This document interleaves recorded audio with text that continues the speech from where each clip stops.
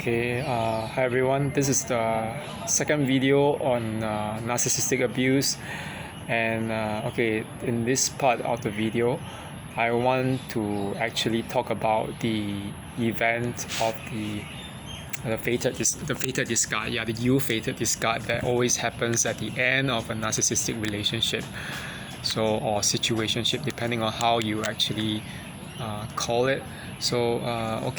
About this discard, in the English language, when we use the word discard, we know that it actually refers to throwing things aside, things that you don't really need anymore. And I think that in the case of narcissistic relationship, this actually also describes the attitude that a narcissist has towards his or her supply. Need not be necessary someone like in a romantic relationship. Could be family, could be a friend, could be a business partner or colleague or a subordinate. But the discard actually reveals the attitude of the narcissist towards the supply, himself or herself, that they are not actually that really important or needed by the narcissist. The discard is actually one aspect of the three common phases that actually happen in a narcissistic relationship, with the first one being the love bombing, which also has been called the grooming or the honeymoon phase of the relationship, followed by the devaluation, which is when all the abuse and the verbal abuses and insults and everything and threats start coming in. And of course, most people think that the devaluation is often leading up. The devaluation will always almost indefinitely lead up to a discard. The issue is when.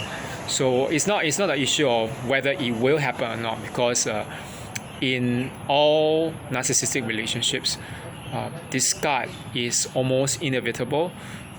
So it's literally, in a way, till death do us part. And of course, until the narcissist discards you, you are actually probably not free from the narcissist. But of course, even then, after discard, you might still get hoovered. So and stalk and harass and there are a lot of things that are still going on after the discard. As I realized myself, coming from my own end, where I was stalked by common acquaintances and friends of the narcissist, one narcissist in my life anyway, and many others, so that who seem to have become flying monkeys or enablers and spies of that particular narcissist in my life. I know that it's a very common question that was asked online as to whether things will improve if improve in the sense that the narcissist will not discard if the supply actually ends up going by the rules and playing by the rule book of the narcissist and giving him or her what they want. Of course, I think that this might possibly have slowed down the possibility of a discard, but from my personal experience, it is inevitable. It's not just from personal experience, but even from what I have observed with friends who are being used by narcissists. So one particular friend of mine actually was, I think it was about 6 years ago.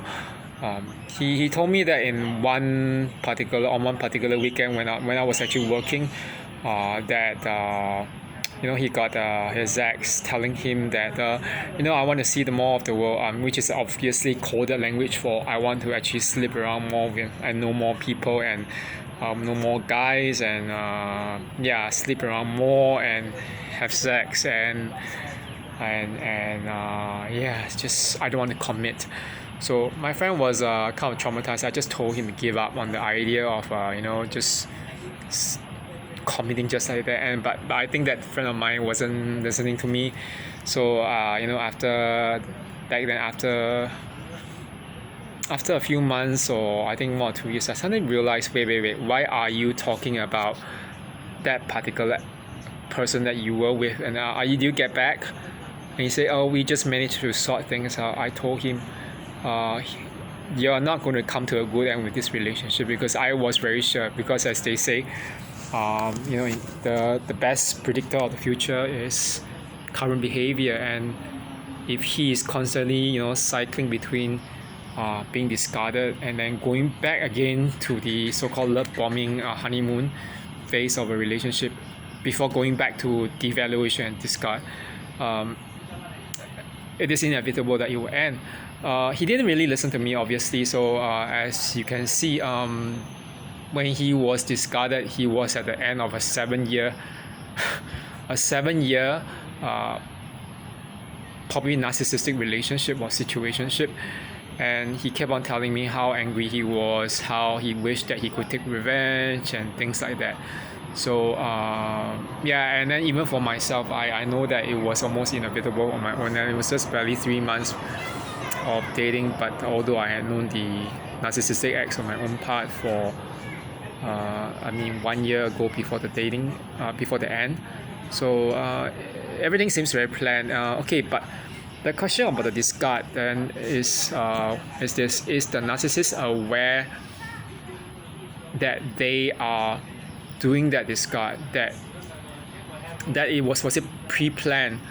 I think that it's not really what everyone expects. People think that narcissists are very injured people, and sometimes it's a knee-jerk reaction that when they realize that you are in on them, they actually when you're in on them, they will start doing knee-jerk reactions, such as discarding you so that they do not get discarded by you. It's true to a certain extent, but I think to another extent that about this discard is actually everything is really pre-planned. The reason why I say this, especially in my own case, is because I remember that 1 week before the discard, I had talked to the best friend of one ex. That best friend of that ex, now in retrospect, it seems that there was something going on that I wasn't very sure about between that best friend, a Malay man, or a Malay guy. But I think that he's actually he's a douche, he's a sleazebag, possibly another narcissist or psychopath himself. And I just remember that particular ex just told me on the day of the discard. I've heard from some source that you were really in love with me, some source whom I shan't name, and so since I, instead of keeping you waiting or stringing along, I have decided to actually let you go. They are really, really aware of the triangulation aside and everything. Since it was obvious the ex was trying to triangulate me against that bestie or that best friend, who was probably also involved in a way. I kind of realized that the ex-narcissist had probably been talking about this for the 1 week in between the time that I had talked to the best friend of the ex, and the time between the time I had talked to the best friend of the ex and the time that I was discarded, and that obviously they had mutually come to a certain consensus that I needed to be discarded to prevent the truth about their manipulation from getting out of their circle to other people. So there's a lot of this hiding going on. So the question people will ask me, like, why are they doing that if they know that they're going to end up breaking a relationship? But I think that the thing we have to remember is that to narcissists or narcissistic people, they don't look at relationships or people in the same way that we empathetic people actually, or empaths actually, look at people or relationships. We might actually feel devastated when something breaks in terms of a relationship, whether it's a friendship, professional relationship, or even just or even a relationship that within a family or romance. But for a narcissist, if it ends because they are aware that the end of most narcissistic relationships, them being who they are, that the end is almost always inevitable.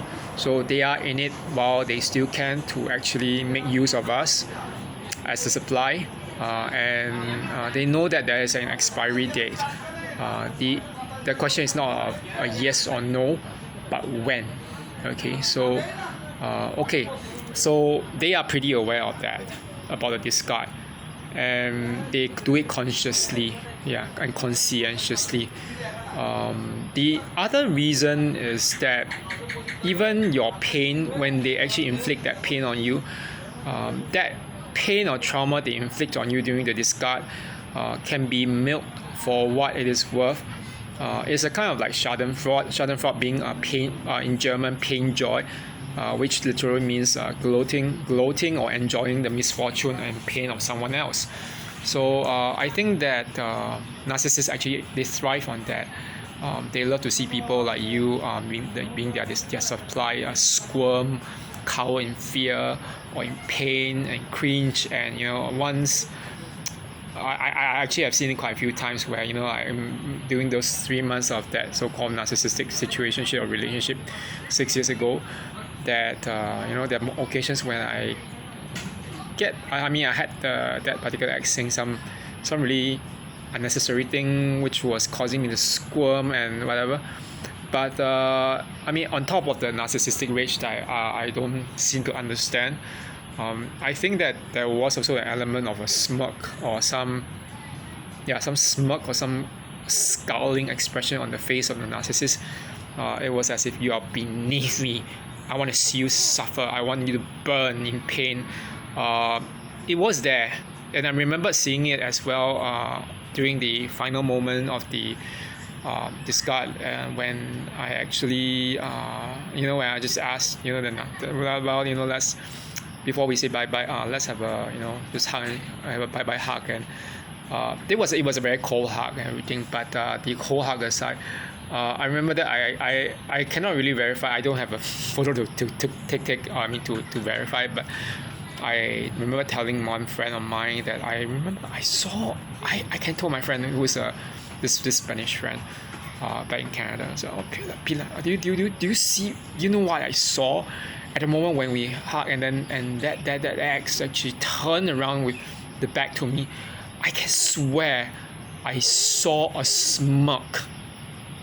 So that narcissist, that ex-narcissist, obviously did everything to try to hurt me, and it was intentional, because that pain that I go through give the narcissist, that bitch, a rise. So okay, this seed is crawling a lot of ants. I think there are a lot of okay, so I think that for us, a lot of people wonder if we are so affected by the discard as the supply or former supply, what then are we to do to recover from it and to deal with it? I think that a lot of it was, it's not going to be immediate in terms of recovering from it, and it's always going to be very devastating. I can vouch for it myself, because that particular day itself, about 6 years ago, or more than 6 years ago, I remember that I had broken down in tears for a while inside the train while trying to make my way to the gym to find some friends to talk. And and then after that, while talking to a friend outside the gym, I remember that I had broken down, and it was like that friend who was actually working for the gym back then.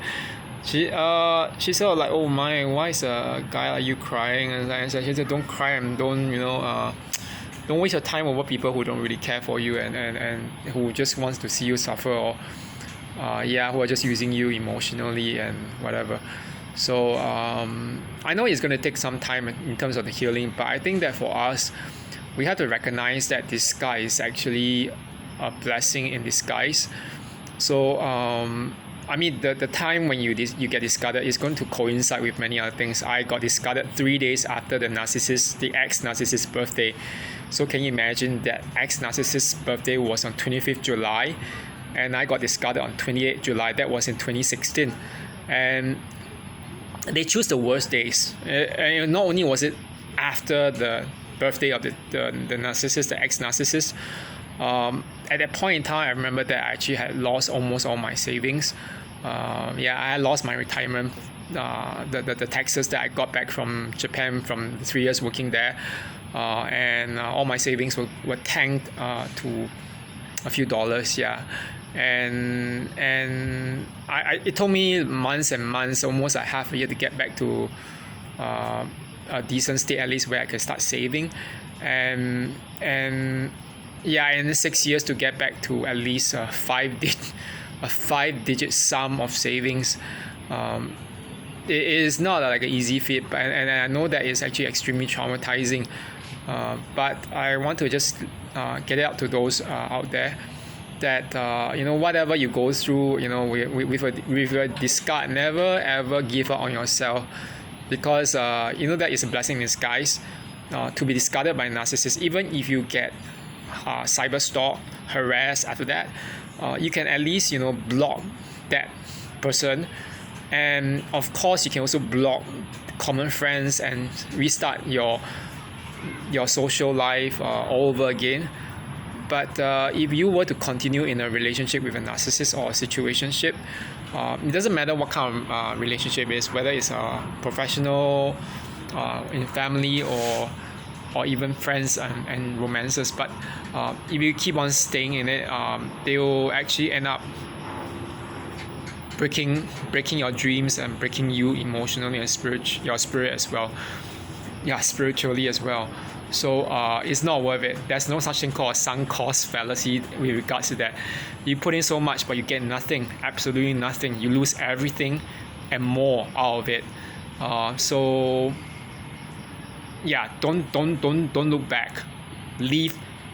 If you can discard the narcissist, do it first. Make your plans.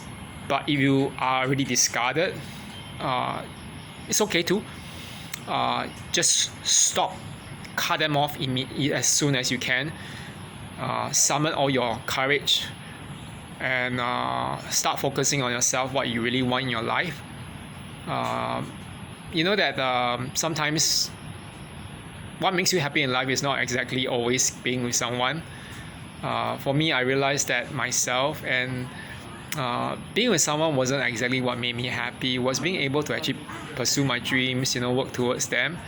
And for me, I think that one part of it was traveling and going to places I love to actually explore. And that explains why I was traveling to so many different countries throughout the years, before and after COVID. Also catching up with friends who are really, really worth it, like such as my bestie and my best friend in Calgary, and also my best friend in Korea, in South Korea. I have two best friends, so I'm kind of thankful that they're still around. And of course, I hope I can visit other friends elsewhere in the world and move around.